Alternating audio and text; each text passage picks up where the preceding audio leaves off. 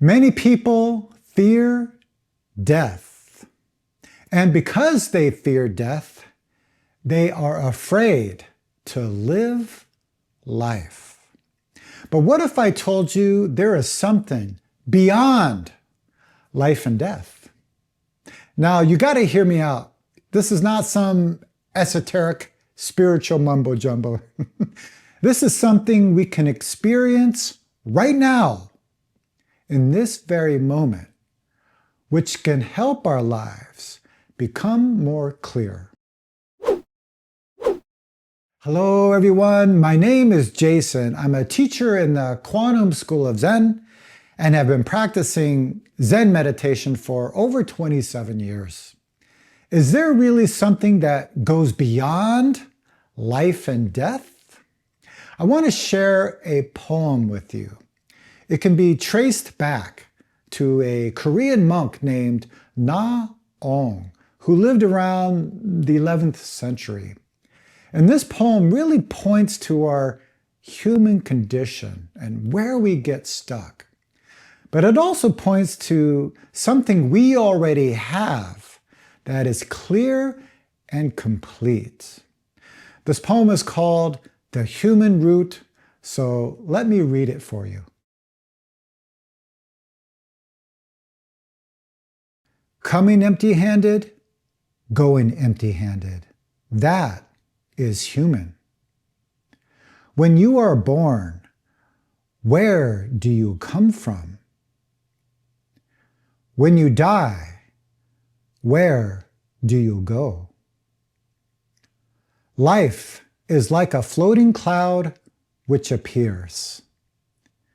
Death is like a floating cloud which disappears. The floating cloud itself originally does not exist. Life and death, coming and going, are also like that. But there is one thing which always remains clear. It is pure and clear, not depending on life and death. Then what is the one pure and clear thing?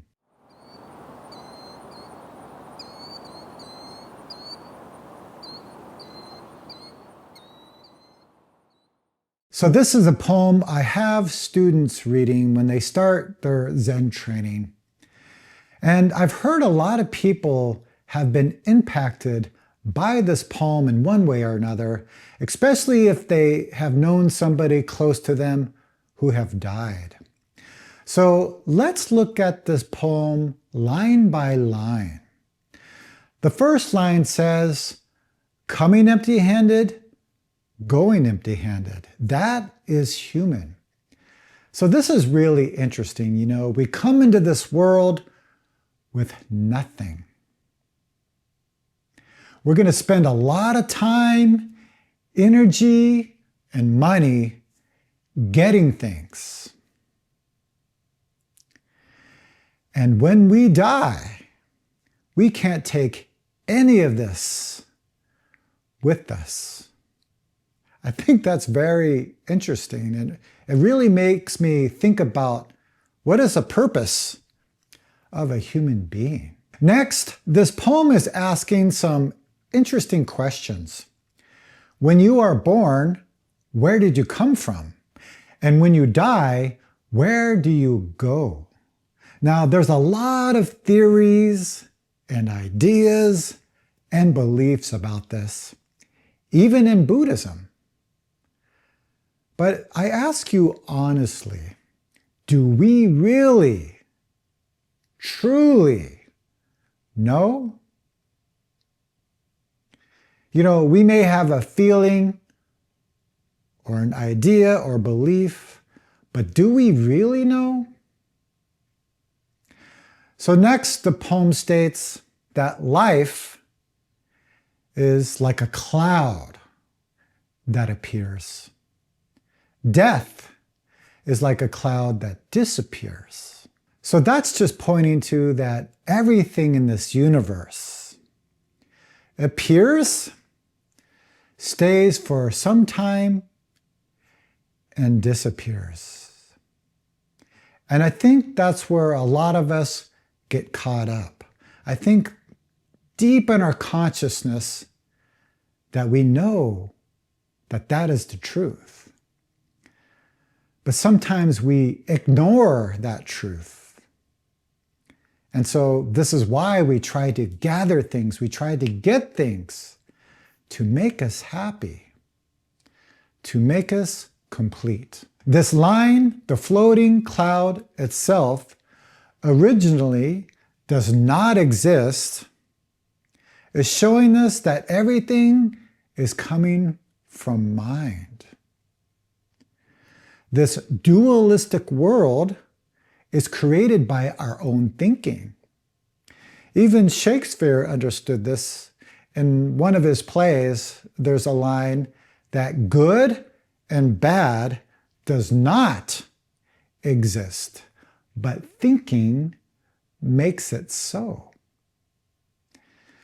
So if we create this strong sense of self, this ego, then everything is divided into opposites. There's an I. Now there has to be a you. Then we create us and them, good and bad, right and wrong, like and dislike, life and death. So if we live in this opposites world, this dualistic thinking, then we will suffer. We will experience dissatisfaction in our lives and spread that to those around us. So this poem continues, but there is one thing which always remains clear.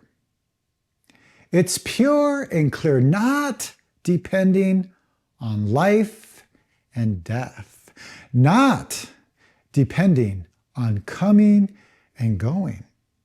So, what is this one pure and clear thing?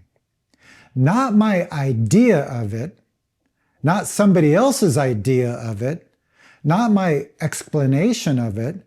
What is it right now, in this very moment? I heard a story from a nun, and it was about a grandfather talking to his 2 grandchildren.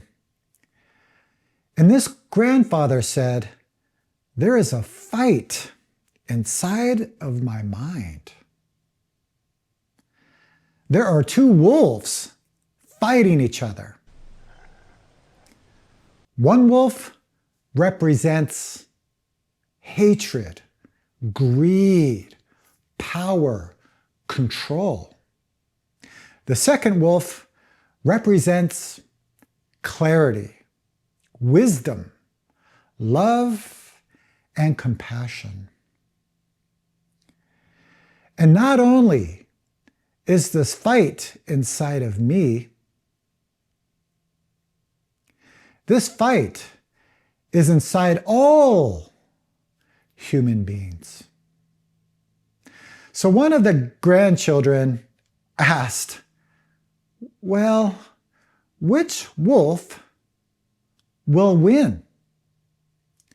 And the grandfather said, "It's the one that you feed." I thought this was a really interesting story. It really resonated with me because we really have 2 options. We can put all of our energy into our thinking, into our likes and dislikes, good, bad, our judgments, our discriminations, even checking ourselves. And if we do that, then we cannot live this moment completely. In fact, it creates a hindrance in our own lives, which creates fear.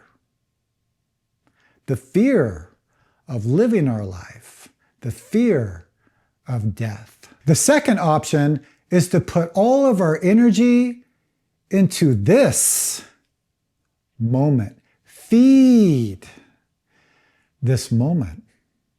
What is happening right now? How can I help? This is the experience where our self and this moment are not separate. The name for this is the one pure and clear thing. Somebody else may call it enlightenment or Buddha nature, becoming one with God, the Tao, the true way. But it's very important not to get caught up into the words or our ideas or beliefs. In one of the Buddha's teachings, he said it's like many different fingers pointing to the moon. Unfortunately, people are very attached to the finger, so they cannot perceive the moon. They cannot perceive this one pure and clear thing. So I encourage all of us to really try, put everything we have into this moment. Then this moment will open up. Our minds will become clear. We will live life with less fear and more intention. I hope this video was helpful. You can let me know by liking this video, share this video with someone, or put a comment down below. Also, I made a video called How to Practice Zen in Everyday Life. And I really go into how we can put our energy into this moment to help our lives become more clear. I think it may be helpful. Okay, everyone, I hope you're all doing well, and I will see you very soon.